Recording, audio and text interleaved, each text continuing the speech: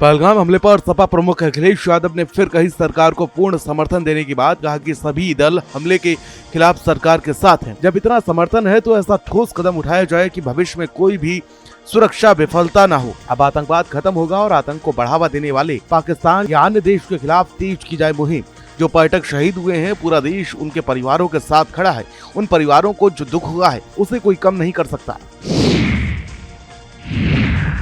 जम्मू कश्मीर में 14 सक्रिय आतंकियों की लिस्ट तैयार कर ली गई है। सभी आतंकियों के मददगार के रूप में काम करते थे। इनमें प्रमुख रूप से आदिल रहमान दिंतू, आसिफ अहमद शेख, एहसान अहमद शेख, हरीश नजीर, आमिर नाजिर वानी, यावर अहमद भट्ट, आसिफ अहमद कंडे, नसीर अहमद वानी, शाहिद अहमद कुटी, आमिर अहमद डार, अदनान सफी डार, जुबैर अहमद वानी, हारून रशीद गनी, जुबैर अहमद गनी आतंकी गतिविधियों में शामिल हैं।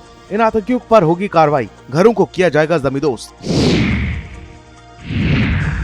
मीडिया चैनलों के लिए भारत सरकार ने एक एडवाइजरी जारी की है, जिसमें भारत पाकिस्तान के बीच जारी तनाव के बीच दिशा निर्देश दिए गए हैं। कहा, सुरक्षा बलों की गतिविधियों और रक्षा गतिविधियों का ना करें सीधा प्रसारण। चैनल लाइव कवरेज करते समय सावधानी बरतें। सूत्रों पर आधारित जानकारी को प्रकाशित न करें। वाराणसी में अपना दल कमीराबादी ने छात्र हेमंत पटेल की हत्या को लेकर प्रदर्शन किया। इस दौरान विधायक पल्लवी पटेल पुलिस कर्मियों में नोकझोंक हुई। पुलिस बैरिकेडिंग पर चढ़ी विधायक तो वहीं पुलिस कर्मियों पर लगाए गाली गलौज करने का आरोप। कहा, खुद के साथ हुए दुर्व्यवहार को विधानसभा में उठाएंगी। लखीमपुर में सीएम योगी आदित्यनाथ का बड़ा बयान। कहा कि सभ्य समाज में आतंकवाद के लिए जगह नहीं। हम किसी को छेड़ते नहीं, कोई हमें छेड़ेगा तो हम छोड़ेंगे भी नहीं। आतंकवादियों को कड़ा जवाब दिया जाएगा। जो जिस भाषा में समझेगा उसे समझाएंगे। नया भारत अब किसी को छोड़ता नहीं है। आतंकवाद के खिलाफ जीरो टॉलरेंस नीति है। सरकार ने यूपी को बनाया माफिया मुक्त। डिप्टी सीएम केशव प्रसाद मौर्य बोले, होकर रहेगा एक राष्ट्रीय चुनाव, इसे कोई भी टाल नहीं सकता। कई असंभव और कड़े फैसले सरकार ने लिए हैं। जैसे अयोध्या में राम मंदिर का निर्माण हुआ, देश में वक्फ संशोधन कानून बना, पीएम ने आत्मनिर्भर भारत बनाने का लक्ष्य दिया। अखिलेश यादव के ईडी को बंद करने वाले बयान पर कहा, कोई संस्था अच्छा काम कर रही है तो इन्हें क्यों दर्द हो रहा है। लखनऊ से सऊदी अरब और अन्य खाड़ी देशों के लिए उड़ानों पर असर पड़ा है। पाकिस्तान ने भारतीय कैरियर के लिए एयरबेस बंद कर दिया है, जिससे उड़ानों का समय लगभग 40 मिनट बढ़ गया है।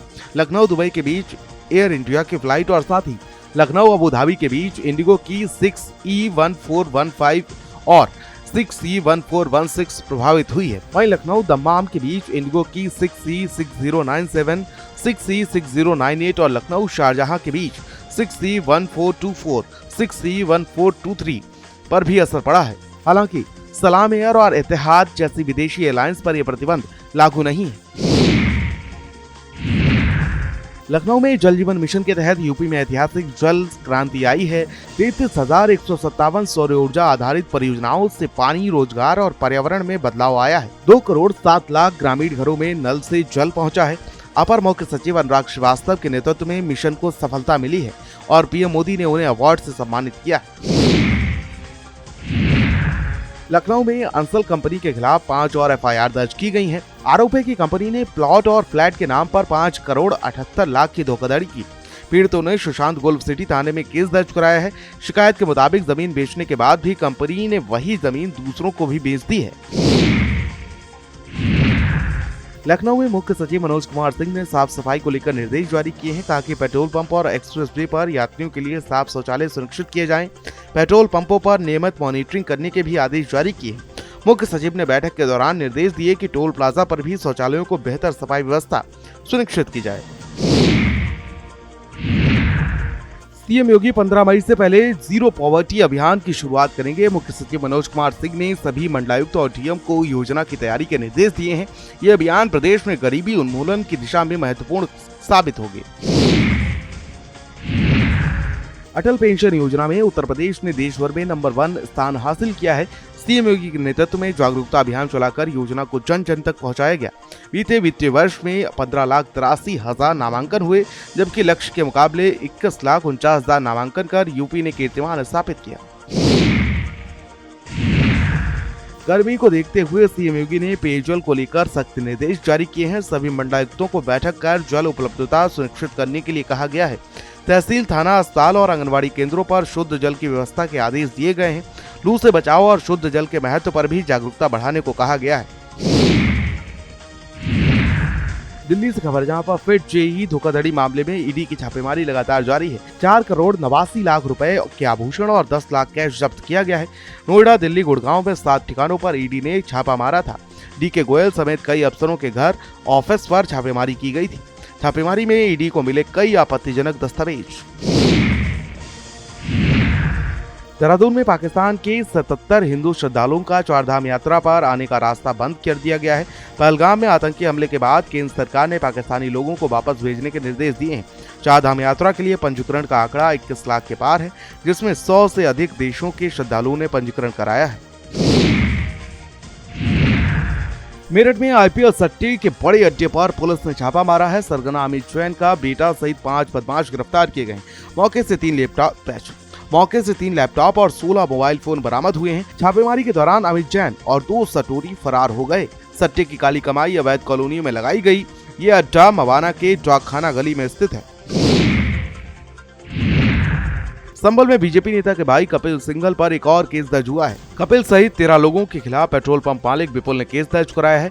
आरोप है कि कपिल ने विपुल की छवि धूमिल की और साथ ही जबरन संपत्ति अपने नाम कराने की कोशिश की। दोनों पहले साथी थे। अब संपत्ति विवाद कोर्ट तक पहुंचा है। कपिल पर 1 माह में तीसरी एफआईआर दर्ज हुई है। मथुरा में व्यापारी नेता हेमेंद्र गर्ग की हत्या के बाद डीएम सख्त हो गए हैं। डीएम ने शिकायती पत्रों की जांच के लिए हाई पावर कमेटी बनाई है। गर्ग ने 3 दर्जन से ज्यादा प्रार्थना पत्र दिए थे।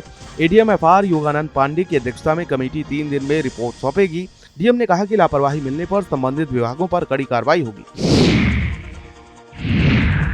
लखनऊ के विक्रमादित्य मार्ग स्थित राज्यसभा सदस्य संजय सेठ के घर से 1.5 लाख रुपए नकद और गहने चोरी हुए। संजय सेठ की पत्नी लीना सेठ दोपहर में ऑफिस गईं। लौटने पर अलमारी से रुपए और जेवर गायब मिले।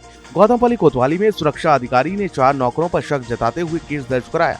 लीना सेठ शालीमार कॉर्पोरेशन लिमिटेड के निदेशक हैं। इससे पहले होली पर भी दराज से गायब हो चुके हैं 1 लाख रुपए।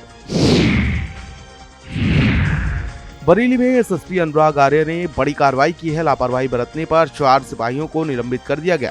2 को लाइन हाजिर किया गया है। अपराधियों के भौतिक सत्यापन में लापरवाही पर सुभाष नगर थाने के आबिद बालिया, किताब सिंह और किला थाने के आशीष शर्मा निलंबित किए गए हैं। वर्दी में अनुशासनहीनता करने पर सिपाही प्रशांत निलंबित हुए, तो वहीं किला थाने के मंगल सिंह और दिलीप कुमार को लाइन हाजिर किया गया।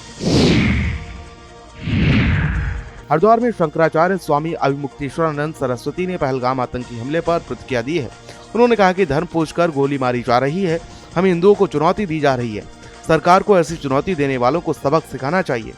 उन्होंने अपनी चिंता जताते हुए कहा, हमारी सुरक्षा कैसे सुनिश्चित हो।